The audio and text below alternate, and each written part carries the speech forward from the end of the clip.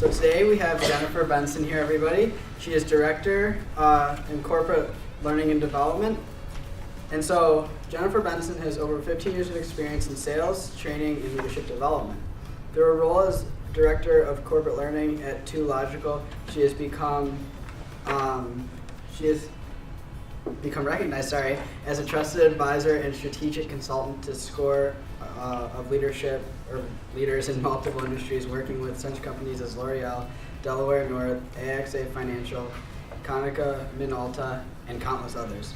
Through her work with clients, Jennifer has traveled throughout the nation and spoken to thousands of executive leaders and business professionals, helping them to overcome unique corporate challenges and achieve success in their goals and initiatives. Jennifer has also spoken at countless industry-related workshops and symposiums. She has served on the board of directors for the local chapter of the ASTD, American Society for Training and Development, and she holds a bachelor's degree from St. John Fisher College, which is pretty cool, and a master's degree from SUNY Buffalo. So can we give a nice warm round of applause for Jennifer? Thank you so much. Hi.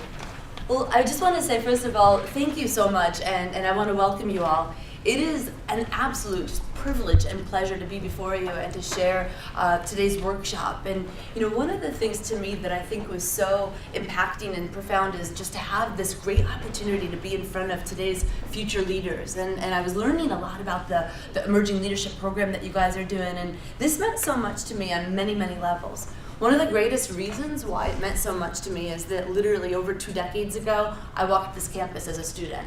And today, when I walked across the campus, I am such a proud alumni, and it just means so much to just be before you because I was in your seat one day, many years ago. I know that one of the things that you guys have been working on so much is your leadership and what that means to you and where you're headed in your future. One thing, despite the fact that there's many years difference between you and me, we have one thing very much so in common, and that is why we chose St. John Fisher College. If you think about it, each and every one of us in this room today, we chose St. John Fisher College as an opportunity for our future, to really look ahead and think about, the achievements, the planning that takes place, to really create our futures and opportunity, and really to become leaders. And that's what it's all about. When you guys have been talking about your leadership throughout the last several weeks, I'm sure there's some basic foundational and fundamental things that you've all come to understand. One of the most pivotal things you've probably learned is that, fortunately, leadership is not born to some and not to others. All of us have the ability to be not just leaders, but great leaders. Leadership is learned, it's practiced, it's mastered, and that's something that each of us have within us. The other thing that I'm sure that you've come to realize is that great leadership is about traits and characteristics and attributes, and we're going to talk about that a little bit later. But also, too, great leaders, they don't beat to the same drum. They think differently about their own abilities and capabilities and that of others. And that's something that's so powerful because really what we're about to talk about is what leadership is all about in terms of building a life of opportunity. Essentially, what we're talking about is self-leadership. You cannot lead others unless you can lead yourselves first. If you think about it, the mere essence of leadership is all about diligence, persistence, tenacity, enthusiasm, passion, work ethic. All of those things combined is what self-leadership is. And when we lead ourselves and influence ourselves, we allow ourselves the opportunity to build our lives in the direction we want to go. John C. Maxwell, who's a leadership guru, he said this. He says, leadership is not about titles. It's not about positions or flowcharts. It's about one life influencing another. One life influencing another. If you think about it, what is the greatest distinction and demarcation between, any CEO and somebody like Jack Welch or Steve Jobs or Bill Gates? What is the greatest distinguishing factor between any entrepreneur and somebody like Oprah Winfrey? What is the difference between, any US president and somebody like JFK? If you think about it, they all move differently. They think differently. They act differently. They communicate differently. They all really subscribe to a formula that I'm about to share with you, and they internalize that formula in such a way that they live their lives that way. We call this, simple enough, the success formula. And during the introduction, I work for a company called Too Logical, and we do leadership training all over the world to Fortune 500 companies, from everything from financial to pharmaceutical to retail, you name it. And we share this formula with them, and I really want to share this with you guys today. What the formula says is that success is predicated on achieving the goals and results we strive for. So if you think about it, everybody has a different set of goals and results, right? Success for you is going to be different than success for you. Success for you is going to be different than you. Every single one of us in this room has a different definition of success, and that's okay. And it's really achieving the goals and results that allow us to say that we are successful. Now, when we achieve those goals and results, we deem ourselves successful. If we don't, we deem ourselves unsuccessful. But when we step back and say, well, what is it that allows us or causes us to really, achieve that success? It boils down to something that we learned in high school, in physics. For every action, there's the equal and opposite what? Reaction, you got it. So essentially what this says is that people who consistently take the right actions, people who consistently embrace the right skill sets will, by virtue of law of cause and effect, achieve the goals and results that they strive for. Flip side of that is true as well. So people who don't take the right actions, people who don't open their minds and embrace the right skill sets, they don't achieve the goals and results they strive for. There's a middle ground to that too. People who sometimes do and sometimes don't. Maybe you start out a semester really strong and say, yeah, I got it. I'm going to get all A's this quarter or this semester, and you start really strong, and then all of a sudden it goes downhill. And then, you take that first test, and then you start up again, and then it goes down. But because your actions are inconsistent, so too are the results. So one of the things we have to think about is that it's all about consistency in our actions, consistency in embracing those skill sets. So when you take a look at those who do consistently achieve the goals and results, the big thing is, okay, well, why do some do and some don't? And the greatest distinguishing factor is that people who consistently embrace the right actions and skill sets are those who have optimal dominant thoughts and beliefs. So essentially right there, that is the missing puzzle piece, that it's thoughts and beliefs drive our actions. Actions and skills drive goals and results. Excuse me. So if you look at it, pretty simple in black and white, or I should say blue and white right here. But the fact of the matter is that there's a major challenge. And that challenge is this. A lot of times, people force themselves to take certain actions without necessarily altering and adjusting the thoughts and beliefs that should accompany that. I'll give you a great example. December 31st. Now I know a lot of you guys are underage, so hopefully nobody's cheering champagne, but a lot of people make what on December 31st? New Year's what? Resolutions, you got it. We look back at the last year and we say, this wasn't quite the way I wanted it. This year, this is going to be my year. I'm going to get a boyfriend or a girlfriend. I'm going to get A's at school. I'm going to get a job. I'm going to get that internship. I'm going to run for a class office. I'm going to do all these wonderful things. You make all these resolutions, right? But the fact of the matter is that, because we're forcing ourselves to take those actions, unless we adjust those thoughts and beliefs, we can and will fail. I'll give you a different example. Thank you so much. You're welcome. Allergies, Western New York, I don't know what it is. I apologize for that. But anyways, so one of the things to think about is that, I'll give you a different example. Say, for instance, there was somebody who was smoking for years and years and years. Maybe your parents or your grandparents smoking, you could relate to this. But say that individual goes into a doctor's office, and the doctor tells him, you've been smoking for years and years, your lung capacity's diminished, your blood pressure is elevated, your heart rate is high, you gotta quit smoking.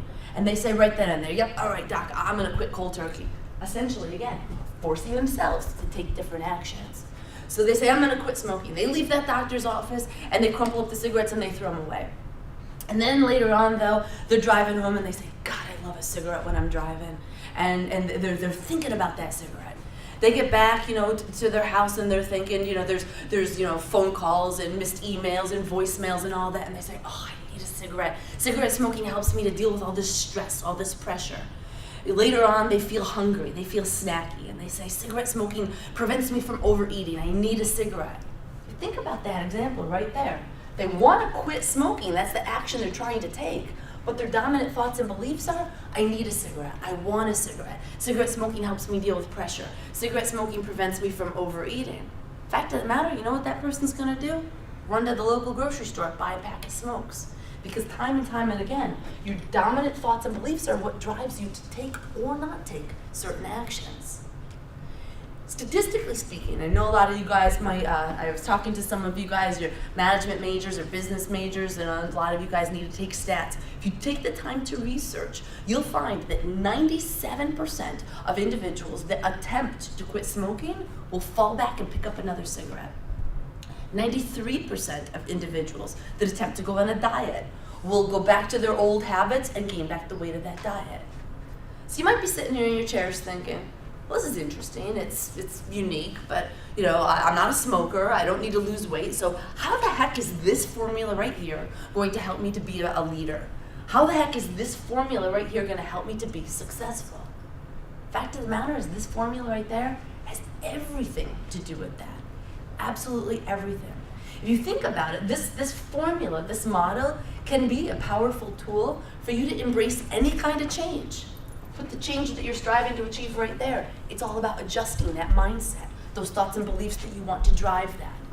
Think about, your schoolwork. Think about projects. Think about initiatives going on campus, internships, any of those things. Put the goals there, the actions there. It's your thoughts and beliefs, your mindset that influences that. This could be a powerful tool for you to achieve your goals, whether it's, again, personal, professional, financial, physical. This could be a powerful tool to help you to lead yourselves and influence others as well. The most important thing here that I want us to recognize and realize is that it all begins with the mindset. It's all about the thoughts and beliefs. And it's really that if you look at the model, thoughts and beliefs are the single most greatest influencer of our success. So if you think about it, it's the precursor. It's like that first domino, and once you hit it, the rest is cause and effect. So it's so important that we really recognize and realize what are our dominant thoughts and beliefs? And even more important, how do they influence the actions that we're taking and consequently the results that we achieve? Our thoughts become so transparent in our words. It's almost as if people telegraph their thoughts and their thinking in the words that they say and the things that they do. Many years ago, Ralph Waldo Emerson said, watch your thoughts, they become your words. Watch your words, they become your actions. Watch your actions, they become your habits. Watch your habits, they become your character. And watch your character, for it becomes your destiny. Powerful when you think about that. It's all cause and effect.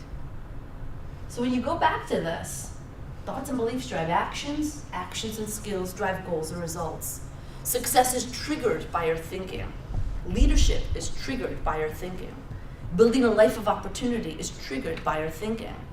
And your thoughts are a choice. You choose what you choose to think. So consequently, success is a choice as well. But I want us to really think about the leaders that you've come to know.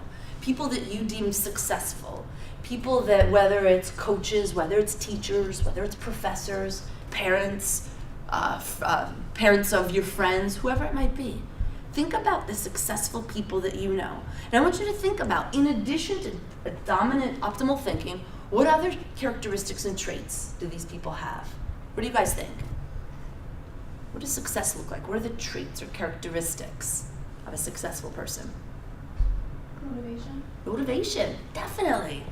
Successful people are always motivated. They're ambitious. What else? Perseverance. What did you say? Perseverance. Perseverance, definitely. They have that stick-to-itness. They're just focused, very relentless. What else did I hear? Confidence. Successful people are consistently confident. They believe in themselves. They believe in their abilities. What else? Optimism, definitely. They're positive. They choose positive despite adversity, despite difficult times. Definitely positive. What other characteristics and traits or attributes do successful people possess? They're creative. The creative, definitely. That innovation, thinking outside the box, very powerful. One more. Gotta have courage. Gotta have courage. You got it. That ability to take a risk, that courageousness. And I think that's very, very important that we take initiative. If you think about the answers that each and every one of us gave, the risk-taking, the positive attitude, the confidence, the determination, the passion, the enthusiasm. If you look at our model, Not one of those things were about actions and skills. Not one of those things were about the knowledge that we possess in a certain craft or trade. If you think about it, there's one thing that's very consistent across the board about successful people, and that is the mindset. If you think about every single thing that you guys talked about, it was at the mindset level. And how powerful that is for our leadership. And again, that's a choice. We choose those dominant thoughts and beliefs. You know, mindset and success, they go hand in hand. And I want to share another model, really have you look at it yet another way, and just to get a different perspective to figure out, well, how the heck do we build this? We know that this is so important. We know that this right there is the formula for our success. No matter what we're majoring in, no matter what we want to be in life, this formula is there. I'm going to share one other perspective to help you figure out how do we build that mindset. We call it the success hierarchy, so pretty simplistic as well. We've based, Toological has built this model, and we've based it on research done by Dr. David McClelland at Harvard University.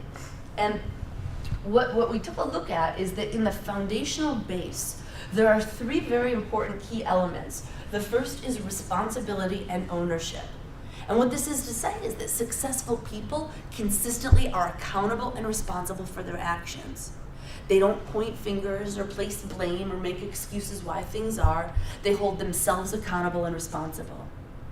We also say that successful people are confident, and you guys said that actually when we were talking about success. And what we mean here is that these are people who believe in themselves. They believe in their abilities. They believe that, feedback is not good or bad, it just is. These are people who want to become better. They want to learn. They want to grow. The other thing that we look at when we see the foundational base is optimal mental attitude. And this is all about that passion and diligence, that positivity despite adversity. And really that, it's all about just the passion and enthusiasm that we have, that empowered mindset to learn and grow. When you couple those three things together, it equates to 60% of our success. 60% of our success is in that foundational base. The middle segment looks at comfort zone management, focus, and goal direction. One of the things that we talk about when we say goal direction, we have to know exactly what we want, keep our eye on the ball, and focus relentlessly on that. That everybody needs to make sure that we have our goals very clearly defined. Because if you don't know what you're striving for, how the heck do you know if you reach it or not, right? So we have to make sure that we set those goals and then we focus relentlessly on them until we bring them to fruition. And the other thing is, every time we set a goal, we should be constantly pushing and stretching our comfort zone. Who knows what a comfort zone is? What's a comfort zone? It's the limit you're willing to go before you become uncomfortable doing a task. Perfect. I love that explanation. It's like that limit you're willing to go until something becomes kind of unfamiliar. Fantastic. If you want to think about it in terms of two anchoring points, it's really your current level of beliefs and your current level of experiences. And it's that safe place in the middle where things are easy or familiar, that imaginary space. But I will tell you that the more you alter and adjust your beliefs about something, you widen that comfort zone. You alter and adjust your experiences. Push yourself to try something new. Be courageous, like you said, and take a risk. You widen that comfort zone. Focus, goal direction, and comfort zone management always go hand in hand.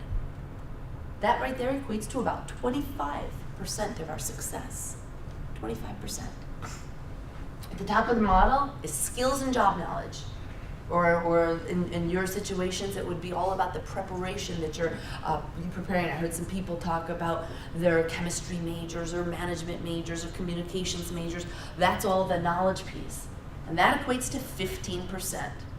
Now, before I get kicked off this campus and you all say, hey, Jen said that we don't need to worry about that because it's only 15%. No, it's not what I'm saying at all.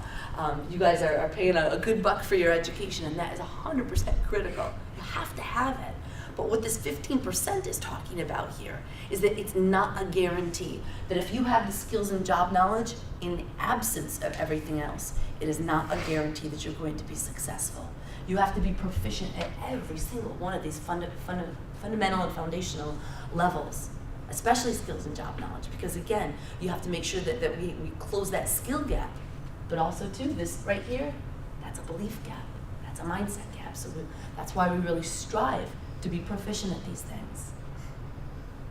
I will take questions at the end, but does anybody have questions or anybody shocked by the numbers and what's presented here?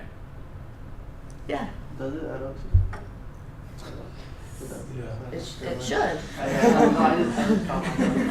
It It does add up to 100. You scared me for a second there. Definitely should add up to 100. And anything else? Keeping me on my toes up here. That's good. I like that. What's your name? Phineas. Thank you, Phineas.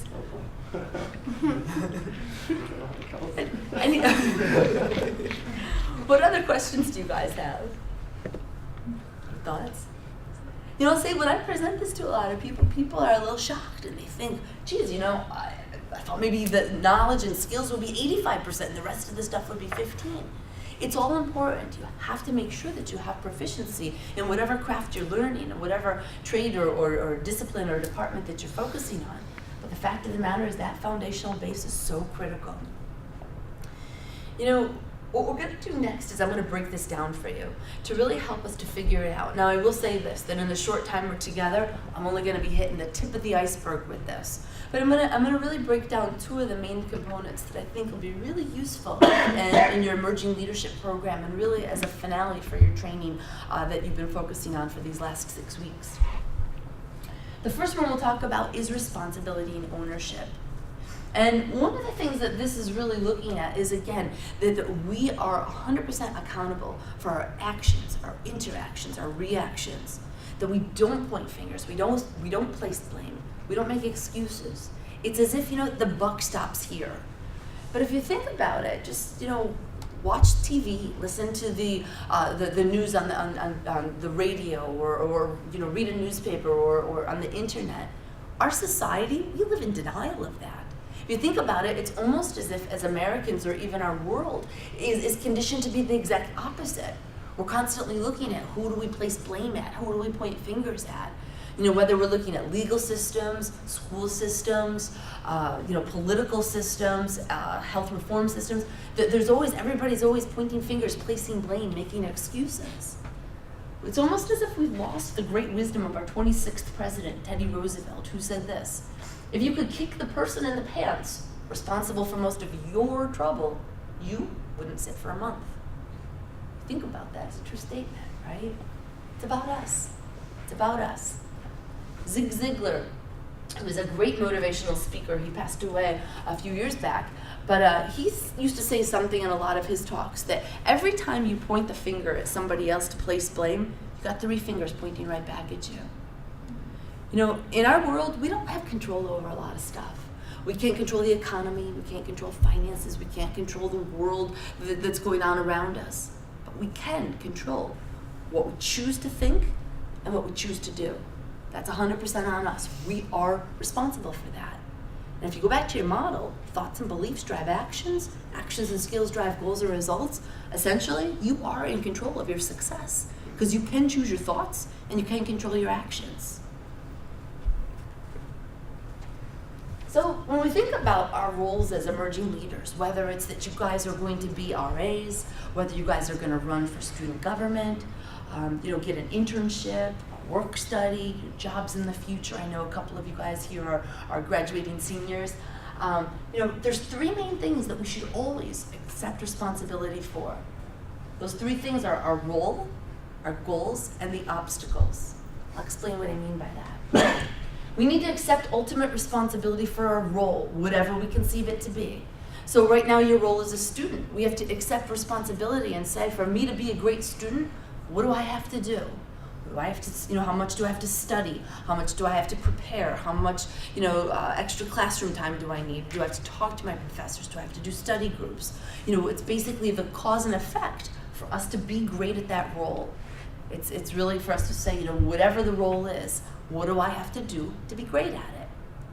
The second thing that we need to accept ultimate responsibility for are the goals, right? Whatever we set them out to be. And we need to set those goals, and they become personal and professional benchmarks for our success. And we're responsible for those. We're accountable for those.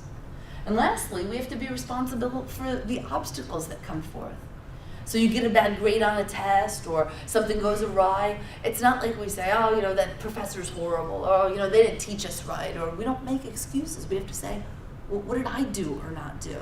How can I change this going forward? And again, we accept responsibility for the obstacles. Don't make excuses, place blame, or point fingers. If you guys do those 3 things, when you accept ultimate responsibility, I guarantee you it will change the outcomes that you have. So the next one I want to talk about is confidence and self-esteem. Confidence and self-esteem we talked about already. It's very critical for our success, for our outcomes. If you think about it, confidence and self-esteem is all about a notion that, it's not win or lose, it's win or learn. Okay? You set out to win and you do, or if you set out to win and you don't, well, what did I learn from it? How can I change it to become better? So many people have the thought or the belief that it's win or lose. But we have to take a look at confidence as a belief in ourselves, a belief in our abilities. There's a word, and if you have a notepad in front of you, I know some do, some don't, but this word is very important. It's unlimited potential. Unlimited potential. When we think about confidence and self-esteem, that word unlimited potential, or words I should say, very critical, because what that means is that each and every one of us is blessed with and gifted with the ability to become better tomorrow than we are today. Every single one of us has the ability to be better tomorrow than we are today. And when we're confident, we believe in ourselves and our abilities, we believe in that, and that anything becomes possible. If you think back to my opening this morning, I talked about how all of us have the ability to be great leaders. Leadership is learned. Leadership is practiced. It's the trial and error. When we talk about confidence and esteem, that right there is what we're talking about. That ability to believe and know and understand that we can be better tomorrow than we are today. It's through learning, through growth, through development. There's a great Japanese proverb that says, as in nature, as in life. If you think about it, especially in Western New York, there's kind of like 2 seasons really. Growing season or dying season, right? Spring emerges, beautiful flowers, plants, trees. The fall comes and everything's kind of dying. That's nature. Life is the same way too. And if we're not learning, we're not growing essentially. As in nature, as in life. Confidence and self-esteem is all about the belief in ourselves, the belief in our abilities, and that we all have unlimited potential. There's a woman by the name of Mary who had a lot of thought about confidence and self-esteem. Mary's somebody that many years ago, she lived in the 1960s though. She was going for this major promotion. Okay?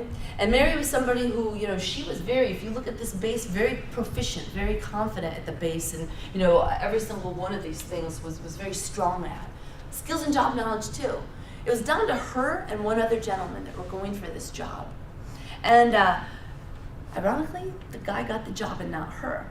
Now, this is many moons ago, so it's the 1960s, so brace yourself at what she was told. But she went into her boss's office and she says, I don't understand why I didn't get the job. I was, more, proficient than him. I had better skills and abilities.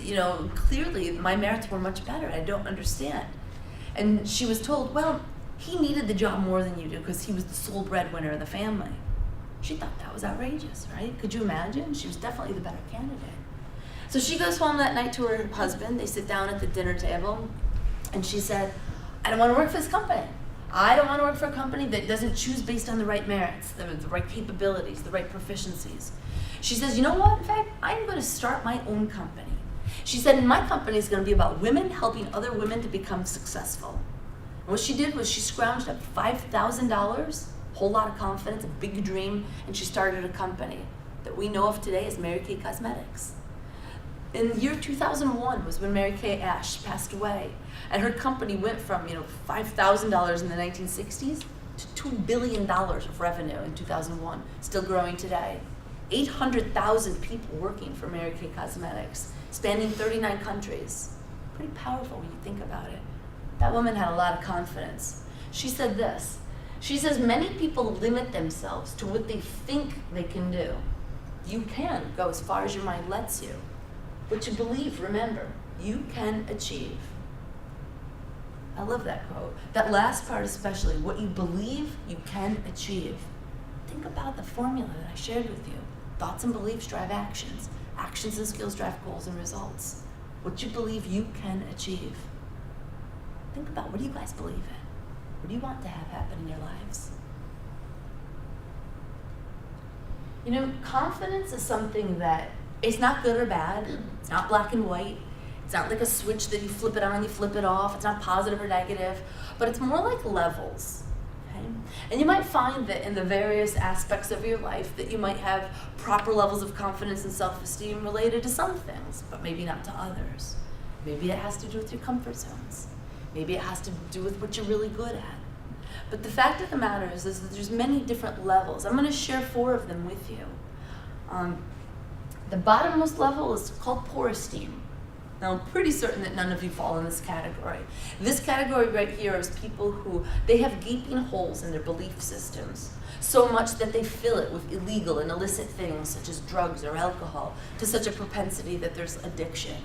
Perhaps they get involved in high-risk illegal lifestyles and oftentimes end up imprisoned. But the fact of the matter is that these people, they have gaping holes in their belief systems, and they justify the things that they do. They rationalize. They live in denial of law of cause and effect. They don't accept that ultimate responsibility we were talking about. Okay? Next level is low self-esteem. Now, these are people who oftentimes appear like they have a very high esteem. In fact, one of the things that I want us to be really clear about, though, is that it's actually not high esteem. We'll actually talk about when we get to the top level, it's called proper. But what we're talking about here is that these people appear, and it's because it's a defense mechanism. And they actually have such low self-esteem that they are arrogant, narcissistic, conceited. They're the know-it-alls of the world. But the sad reality is that their esteem is actually very, very low. That's just a defense mechanism that juxtaposes against self-confidence. The next level is moderate esteem. Now, statistically, this is where the vast majority of Americans fall. What this category is that these are people who have some successes, but it's not always consistent. These are people that sometimes takes risks, but not always. The biggest demarcation between when they do and when they don't take a risk is based upon where that comfort zone, where that feedback is coming from. If the feedback is going to come from within the comfort zone, they'll take a risk. If feedback comes from outside of that comfort zone, they shut down. They don't take a risk, they don't take initiative. The topmost category is what we call proper esteem. Proper esteem. Now this is actually, believe it or not, the smallest category of all. These are people who consistently embrace the right mindset, embrace the right skill sets, and have successes in multiple domains of their life. When I say multiple domains, I mean that they academically would do well, they socially do well, in perhaps it's athletics. If we're talking about an adult like your moms, your dads, these are people who professionally do well, financially they're stable, they have thriving marriages, things of that nature. Proper esteem are people who essentially have a proper way in which that they view themselves and the world around them. I'll say that again. They have a proper way to look at themselves and the world around them. These are people who have a positive mindset. They choose positive despite adversity, despite tough times. Even when times are tricky, they maintain that positive attitude. These are people who crave feedback, good or bad, because their mindset is such that feedback isn't good or bad. It just is. And they embrace feedback. They love feedback. They've craved feedback because for them, they want to be better. They want to learn. They want to grow. They want to become a master. And they know and understand that the only way to become that master is to really accept the trial and error and to learn from their mistakes. A couple things I want to share with you. Confidence and self-esteem, no matter where we are in this platform, and you might find that maybe you go back and forth between proper and moderate, or maybe sometimes based on what's going on in your lives, you fall back and forth between moderate and low. Doesn't matter. But one of the things I want us to realize and recognize is that there are some things we can do. And I'm going to share a powerful tool with you. But in case you're kind of figuring out, I'm not sure where exactly I fall, I'm going to share another piece with you that maybe you can recognize some of these symptoms and you can align that with where does it fall in my life? Is it with social interactions? Is it with my, my work, whether it's a work study or whether it's an internship or whether it's, an outside job I have as a waitress or what have you? Maybe it's with my academics. Maybe it's with sports. But I want you to think about these symptoms I'm going to share with you. Anytime that there's an issue with self-esteem, it poses a challenge. What it looks like sometimes is a reluctance to try new things. There's something brand new that comes about, whether it's a new technology, a new project, a new way to do things, and people are reluctant. They're hesitant. They're a little squeamish about it. The other thing is fear. Fear is a big one. Fear is very much so associated with confidence and self-esteem. And fear can be a fear of change. Fear can be about making mistakes. Fear can be a fear of failure, what people are going to say, what people are going to think. Fear is a big stopper, a big blocker of our success. One of the things, too, we see a lot is that people that have problems with self-esteem, they make excuses. They place blame. They point fingers. A lot of times we see a lack of organization or poor time management. And sometimes what that means is that they always appear busy, but it's not doing the right things. For instance, like low activity on critical tasks. They might be reading certain things or looking at their notes, but are they really doing what it takes to get A's in college? Or are they really putting themselves out there on campus or volunteering or getting involved as a lateral leader across campus? They lack initiative. They don't follow up or follow through. They don't have an open mind to learning. When we talk about lack of open-minded to learning, it also is talking about feedback. And remember, feedback is not good or bad, it just is. There's morale issues. They lack commitment. And a lot of times they either give up, or if it's in a workplace, they quit. There's a lot of turnover.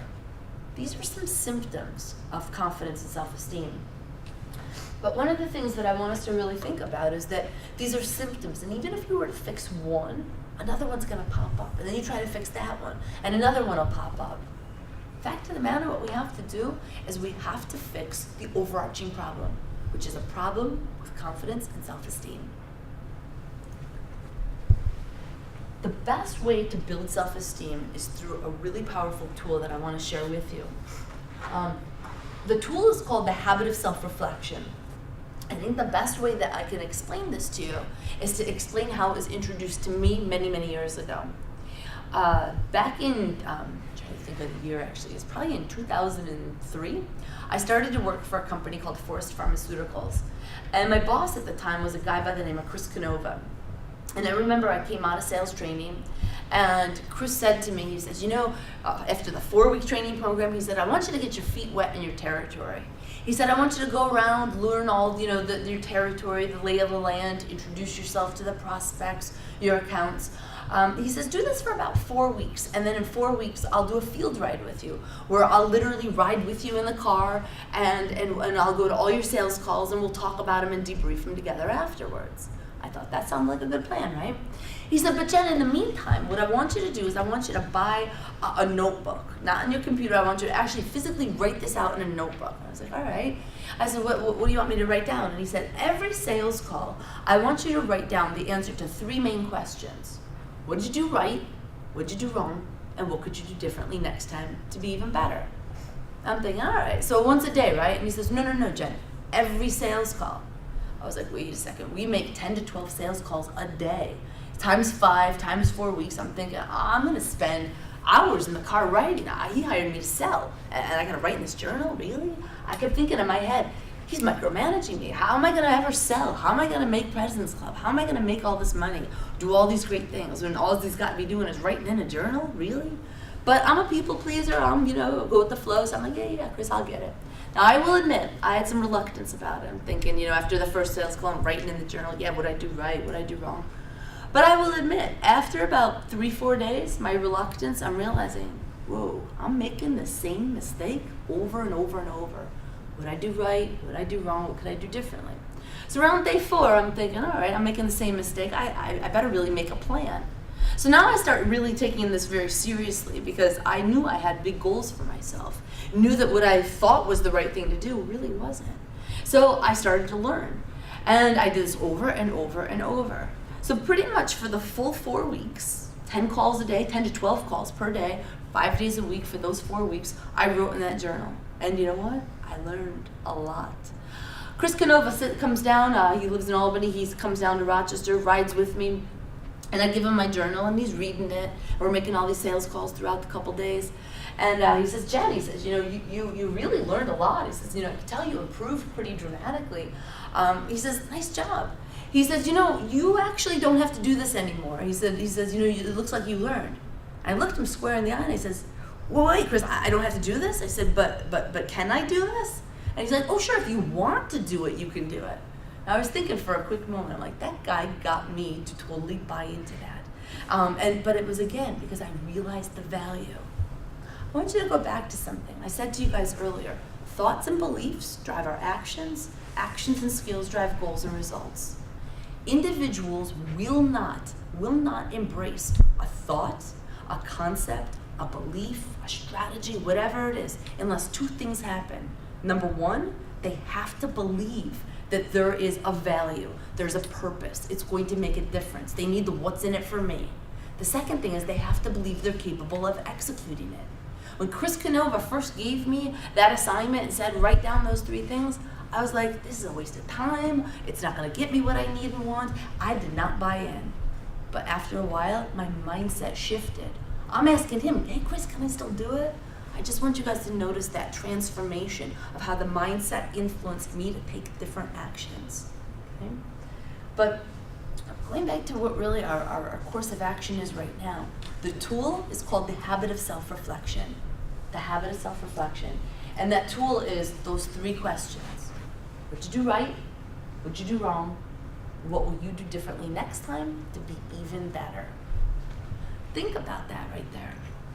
The first piece of it is that it's the genius in the sequencing, right? Because it starts positive, then it goes negative, but then it goes right back to positive again.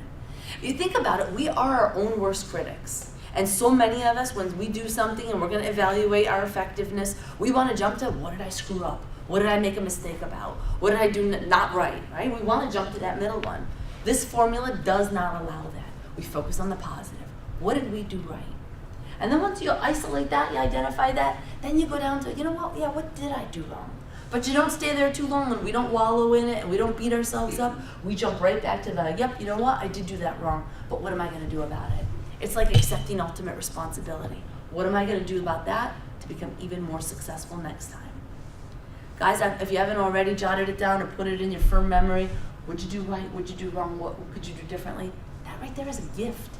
Because when you think about that, we don't do this just once a day, once a week, once a year. When we do this every single day, it becomes a habit. And when it becomes a habit, we grow, we learn.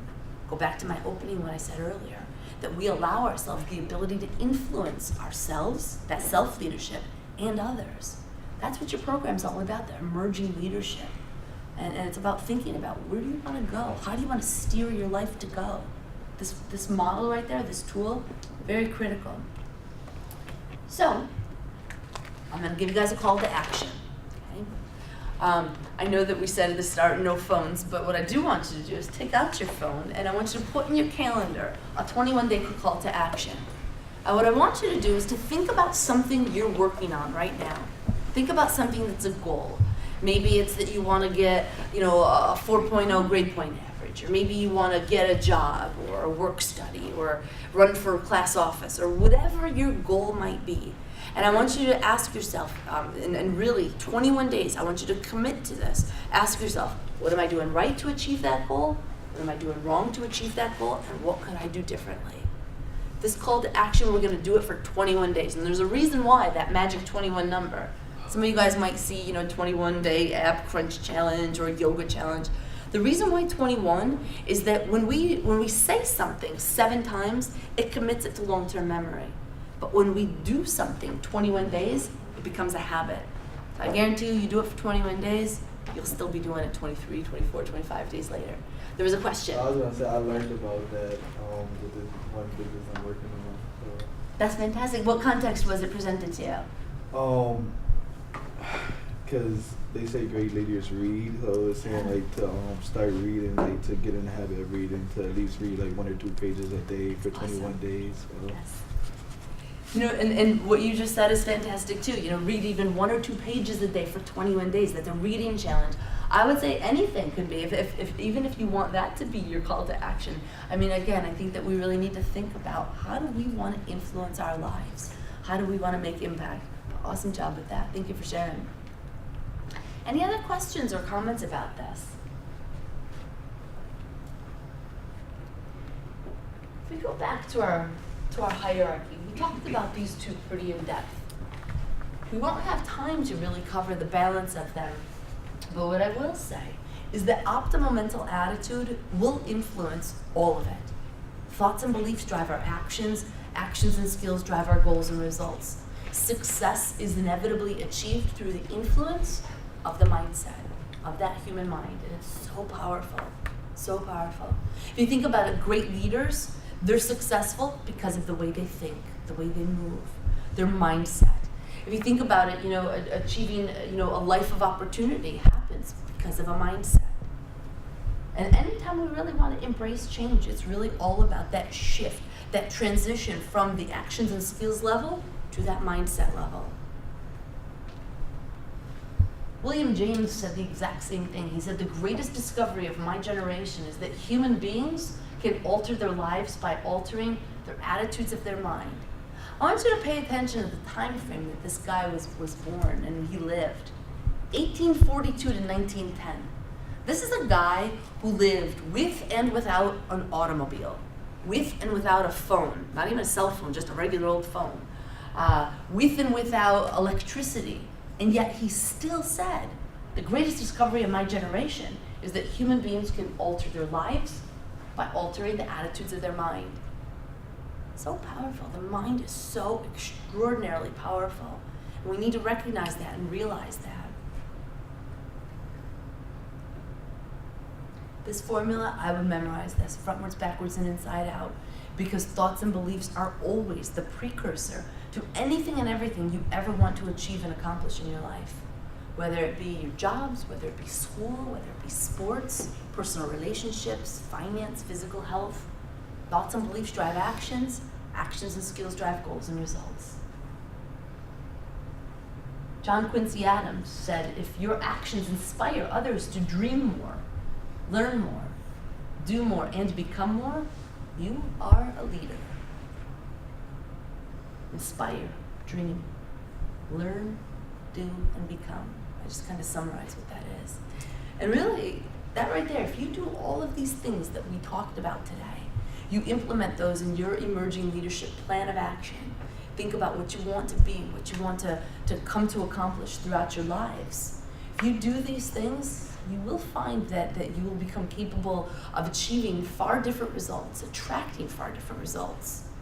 You know, it will change the way you think forever. It will forever change the way you act and react with your friends, your parents, your peers, your teachers. It'll change your experience at St. John Fisher College much differently. These things will change your lives for the better forever. So with that, I want to open it up to some questions, because I'm sure there are probably some. And as we do questions, I'm also going to pass around a sign-in sheet. So if you'll just sign in and do your emails as well, I'm going to pass that around. What questions do we have? Yes? It's kind of like a personal question. Sure. What did you study here? What did I study here? It's a great question. My path was a little bit non-traditional. So when I was at St. John Fisher, I had a double major. I majored in psychology and sociology. And immediately after school, I went to University of Buffalo. I got my master's in clinical social work. And then I was licensed and certified to pretty much be a clinician. I worked at Strong Hospital. I worked in child and adolescent psych.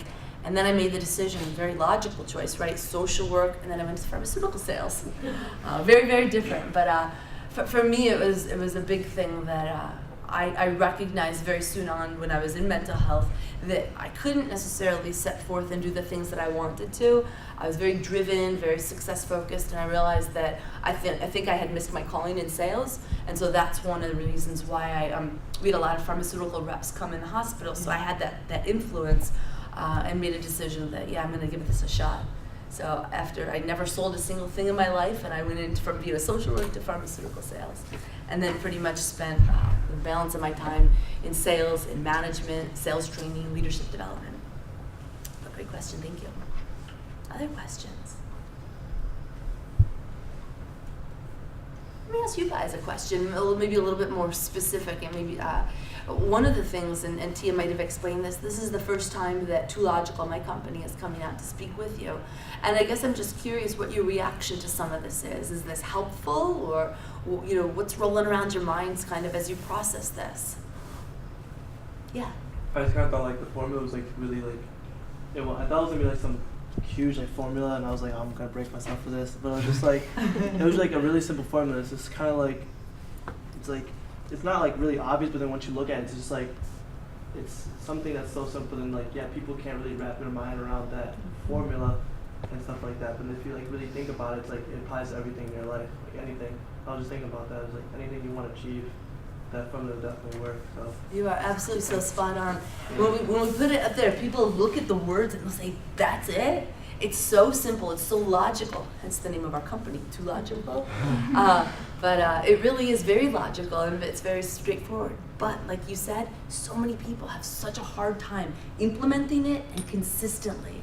That's, I think, the biggest word there is the consistency across implementing that. Excellent awareness. What other questions? Was this helpful for you guys?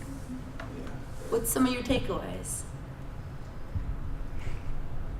Yeah. I think it's like more, excuse me, consciously like thinking about your actions and kind of like you say, what did you do right, what did you do wrong, how you're gonna improve on it, kind of like using that approach kind of to go into projects or whatever. It definitely can help you kind of like self-reflect and kind of definitely improve yourself and make yourself a better person, a better leader moving forward. Definitely. And I think that you said two words, self-reflection, which I think is such a critical thing that so many people don't do.